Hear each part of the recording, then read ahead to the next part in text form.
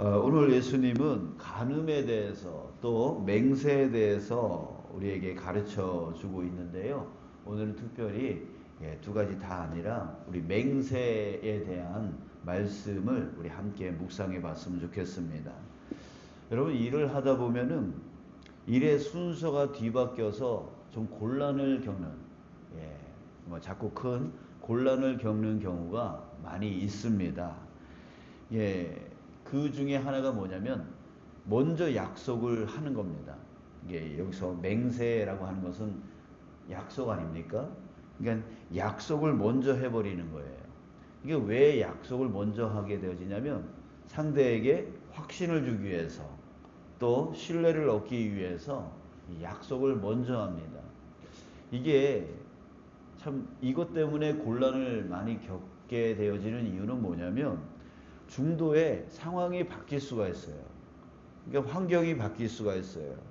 그래서 처음에 약속한 것보다 더 좋은 조건을 만날 수가 있고 또 반대로 더 나쁜 조건을 만날 수가 있기 때문에 미리 약속을 해버리면 중도에 이게 뒤로 돌리기도 힘들고 만약에 돌린다 했을 때 누군가가 상처를 입게 되어진다는 거죠.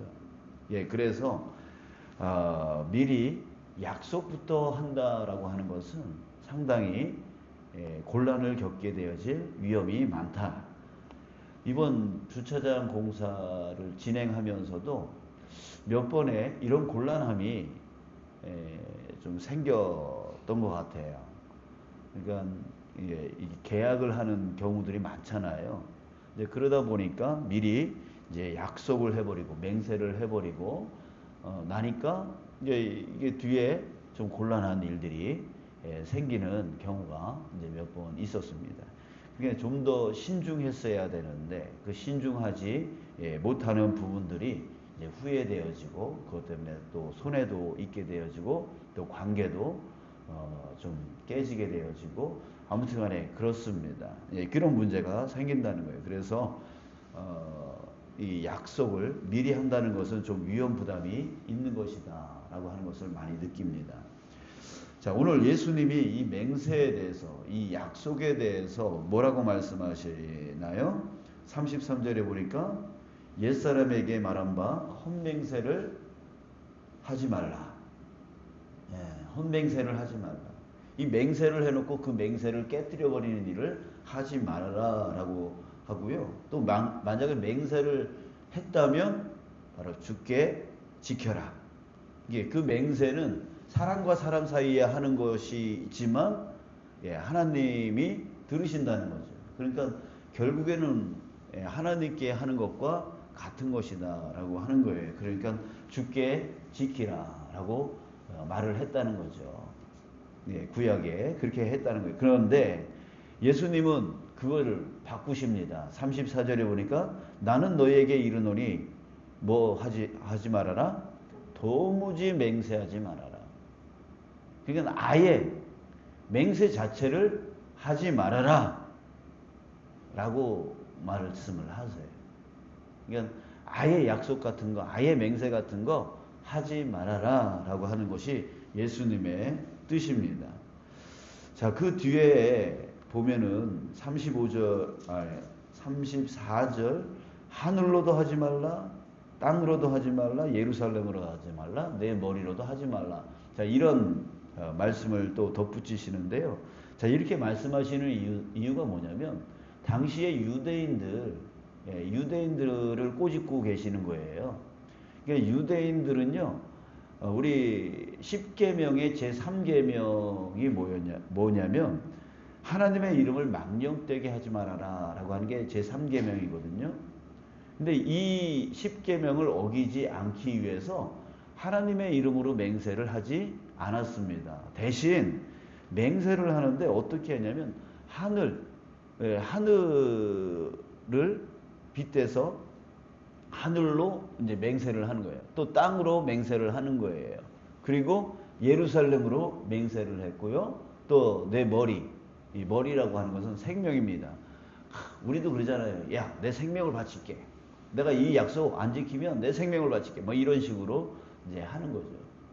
예, 그런 식으로 이제 하나님의 이름이 아닌 예, 하늘 땅 예루살렘 예, 머리 목 생명 예, 이런 식으로 맹세를 했다라고 하는 거예요. 그래서 예수님이 바로 이 말을 하면서 너희들 이렇게 맹세를 하는데 이런 거 갖고 맹세를 하는데 도무지 예 아예 맹세를 하지 말아라. 이것이 바로 예, 주님의 뜻입니다. 예, 그러면서 37절에 보니까 오직 너희 말은 옳다 옳다 아니라 아니라 하라 이렇게 말을 합니다. 자 뭐냐면 옳은 것을 한다면 그대로 하라. 예, 그대로 하라. 그냥 아닌 것이라면 하지 말아라. 자, 이 말은 뭘 얘기하는 겁니까? 바로 손해보더라도 중도에 손해보더라도 네가 옳다라고 처음에 그랬으면 그걸 해라. 아니다라고 했으면 그걸 끝까지 하지 말아라. 자, 이렇게 중도에 바꾸지 말아라. 손해가 끼치더라도 어떤 일이 있어도 예, 중도에 바꾸지 말아라. 자, 이런 말씀인 거예요. 자, 왜 이런 말씀을 하실까요? 바로 신뢰성, 책임감, 바로 이겁니다. 여러분, 우리는 그리스도인입니다. 그렇죠? 여러분, 우리는 그리스도인이에요. 나를 통하여 누가 비춰집니까? 그리스도. 바로 예수 그리스도가 비춰지는 자가 바로 그리스도인이죠.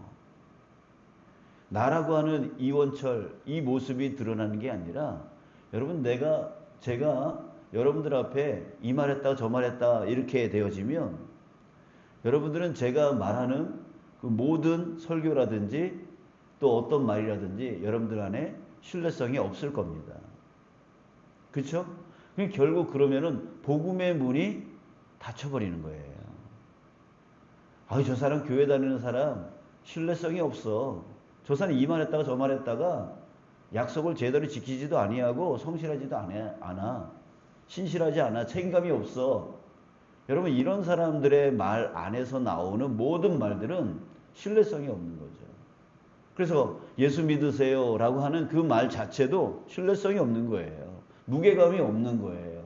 결국 복음의 문이 닫혀버리는 거죠. 예수 믿는 사람 말만 많아 이런 말 많이 하잖아요.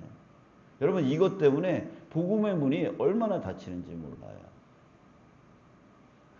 자, 여러분 예수님이 맹세하지 말아라. 절대로 하지 말아라 라고 하는 말은 뭐냐면 바로 여기에 있는 겁니다. 신뢰성을 잃어버리면 복음의 문이 닫혀버립니다. 예.